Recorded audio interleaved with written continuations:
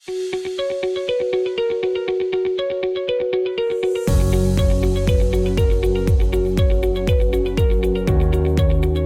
let's welcome our President Pro Tem, who will be sharing his vision for the Mega Manila Conference. Well, thank you Pastor so Lee. much. For me to lay down the vision for Mega Manila, I think it's best for us to know the history first, how we got to this point. We began first as a movement of traditionalists in the previous denomination. Naalala niyo po yun, no? It was in March 2021 when we formed the Filipino United Methodist Traditionalists, FUMT. And it was launched when we created a statement, a resolution. We made a bold statement. We did a signature campaign.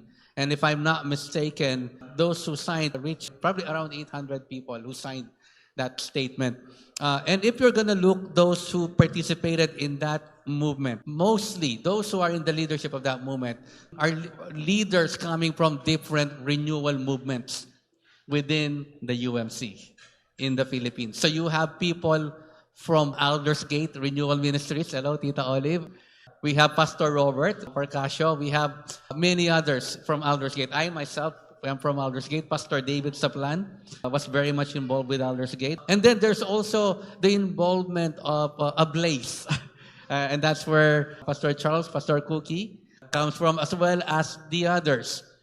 So these are parallel movements within the UMC in the Philippines. And then there's also those coming from Rizal, yung tinatawag nating Alab Sigla or Rekindle Flame. That's another renewalist movement in the Rizal area.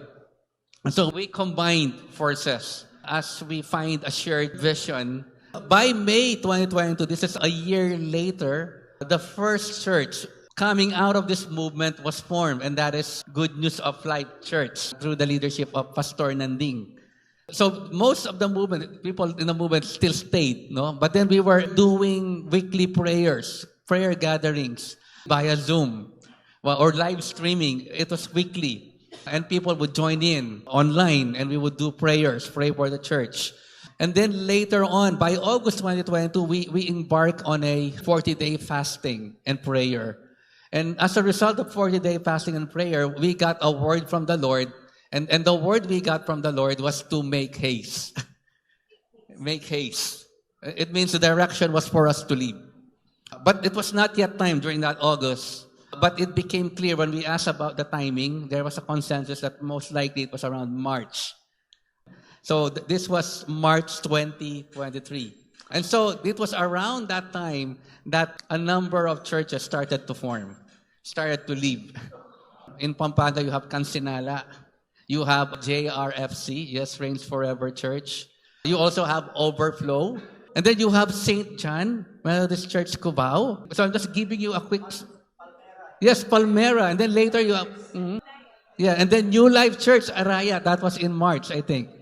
And so one church after the other started forming. And so I'm just sharing that so that you know where our DNA comes from or what is the character of our movement. So basically, it is renewalist.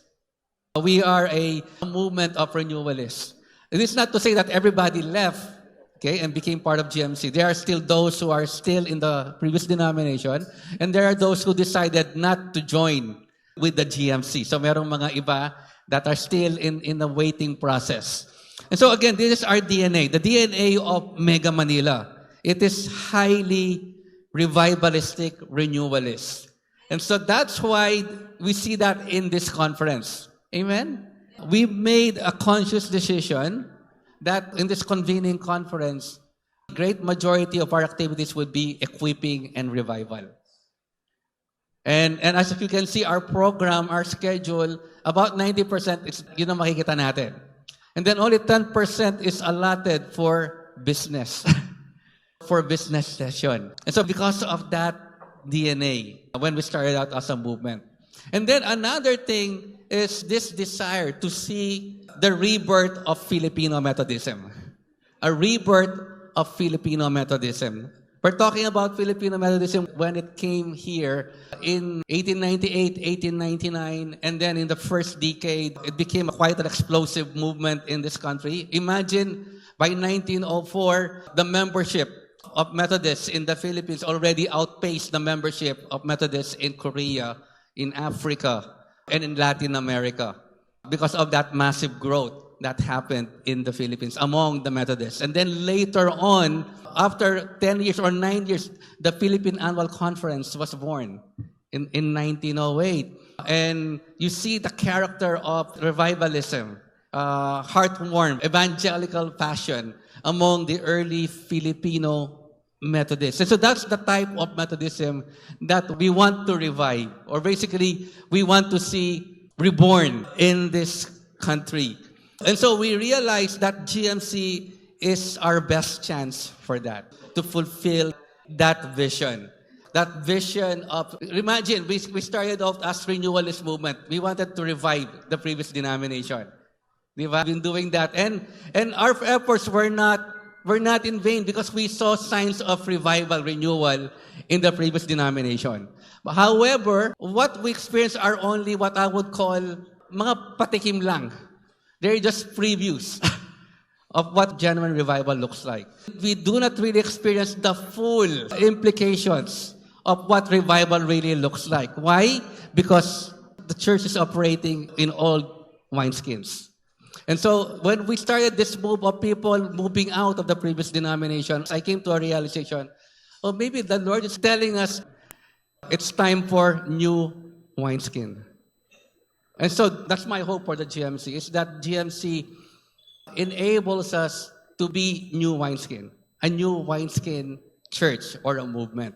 And I keep on saying movement, and this has been confirmed by those who previously spoke, that we want to retain that character. That even though we call ourselves Global Methodist Church, we want to remain a movement. Just like early Methodism, even in America, when the American Methodists began to expand in the U.S., they retained the character of a movement. They were, even though they were a church, they were still a society in behavior.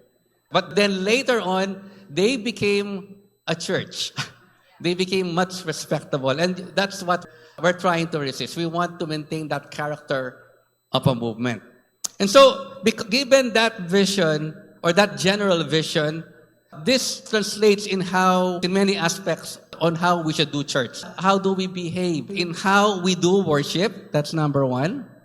Okay? In how we do worship, and we find that in our slogan in the GMC, worship passionately. So that's our hope. So whenever we do worship, it's passionate worship. It doesn't matter whether it's contemporary, praise and worship, charismatic style, or traditional style. You can also have passionate worship, even in a traditional type of service. Hello. Diba? Kasi there are churches within our movement that worship in that modality. Got it? Number two, it should translate in what we teach, meaning doctrine. And I think we made that clear, even in the ethos of the GMC. And that is, we will be a Bible-based denomination. We will be orthodox.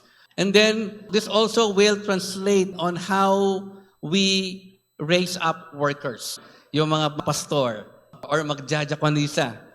So this also has implication on theological education. Paano matitrain itong mga workers na to?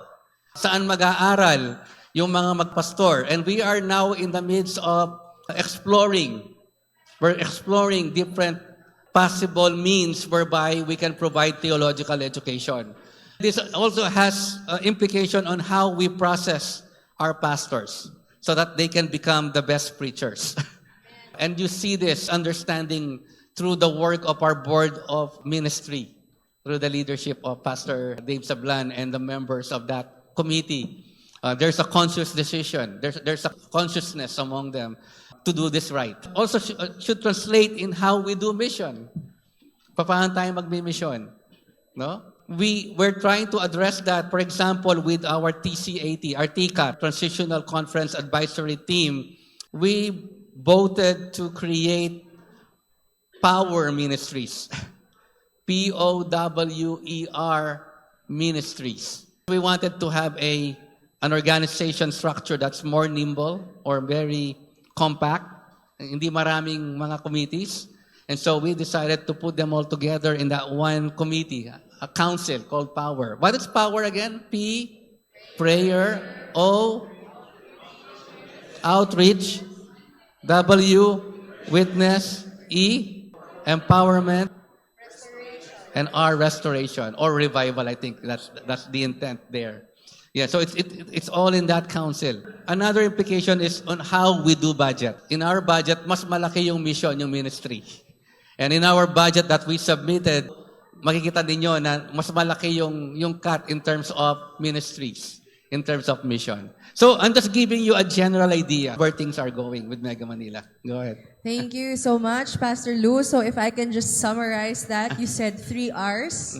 The DNA of the Mega Manila Annual Conference is renewal, revival, and rebirth. The 3 R's. And in those 3 R's, it should be expressed and manifested in the different aspects of how we do church. Right? In our teaching, in everything, there should be a connection, or it should be directly connected and not just a slogan. Amen? So it should be practical. Ma-experience talaga yung revival, renewal, at